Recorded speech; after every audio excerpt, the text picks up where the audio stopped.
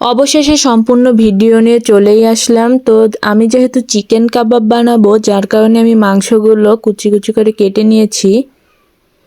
তো দেখুন আমি এগুলো ধুয়ে নিয়ে এখন আমি এগুলো সিদ্ধ করে নেব।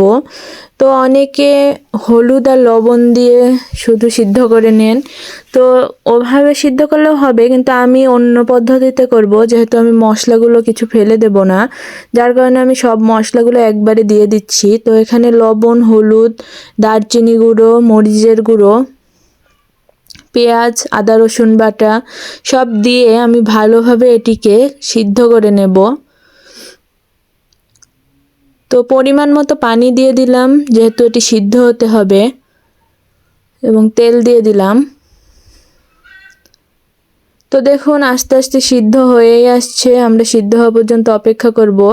তো আজকে আমি যেহেতু একদম ঘরোয়া পদ্ধতিতে কাবাবটা বানাবো, চাইলে আপনারাও এভাবে বানাতে পারেন। তো দেখুন আমার মাংসগুলো একদমই সিদ্ধ হয়ে আসছে। তো আমি আর কিছুক্ষণ সময়ের মধ্যে মাংসগুলো নামিয়ে নেব।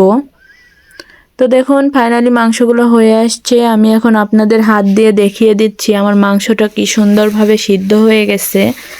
তো এই যে, তো এদিকে আমি এই যে বুটের ডাল ভিজিয়ে রাখছিলাম, এখন আমি এগুলো সিদ্ধ দিয়ে দিলাম। তো সিদ্ধ হয়ে গেলে আমি এই যে পাটায় বেটে নিলাম এগুলো। এরপরে আমি মাংসগুলো পাটায় বেটে নেব ভালোভাবে। তো এতে সম্পূর্ণভাবে সহযোগিতা করছিল আমার ছোট বোন। তো দেখুন দুইগুলোই বাটা হয়ে গেছে। তো আমি এখানে এখন সব একে একে মশলাগুলো দিয়ে দেব। প্রথমত মরিচটা ভালোভাবে কেটে নেওয়া হলো, তারপরে পেঁয়াজ কুচি দেওয়া হলো। তো পেঁয়াজ কুচির পরিমাণ কাবাবে একটু বেশি দিতে হয়। তো শুকনো লঙ্কা গুঁড়ো দিলাম, ধনিয়া ও জিরা গুঁড়ো, শুকনো লঙ্কার গুঁড়ো, এখানে লবণ দেওয়া হলো পরিমাণ মতো, এবং একটা ডিম দেওয়া হলো, এবং টোস্ট বিস্কিট এখানে ব্লেন্ডার করে দিয়ে দেওয়া হলো।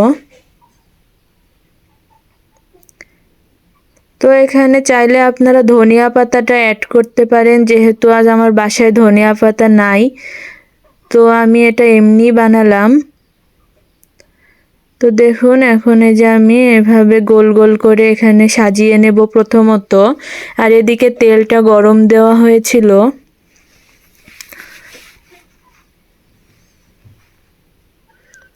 তো আমার তেল গরম হয়ে আসছে, আমি এখন একে একে কাবাবগুলো দিয়ে দেব। তো এটি হলো খুবই লোভনীয় একটা জিনিস। তো দেখুন ডিম দেওয়ার কারণে তেলগুলো ফেনা ফেনা হয়ে গেছে, কিন্তু সমস্যা নাই, আপনারা দেখতে থাকুন।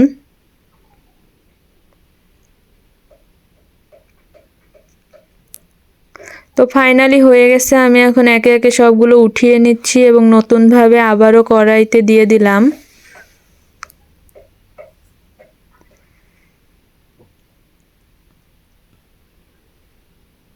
তো আপনাদের আমি এক পিস ভেঙে দেখিয়ে দিই ভেতরটা কি সুন্দরভাবে সিদ্ধ হয়ে গেছে। তো চাইলে আপনারা বাসাতেও ট্রাই করে দেখতে পারেন। আর এখানে ছোট বাটিতে আমি সস দিয়ে নিয়ে নিচ্ছি। তো এটি সস এবং শসা দিয়ে খেতে অনেক সুস্বাদু। তো দেখুন, ভিডিওটি ভালো লাগলে অবশ্যই লাইক কমেন্ট করবেন এবং আমার চ্যানেলটি সাবস্ক্রাইব করে দেবেন। ধন্যবাদ সবাইকে।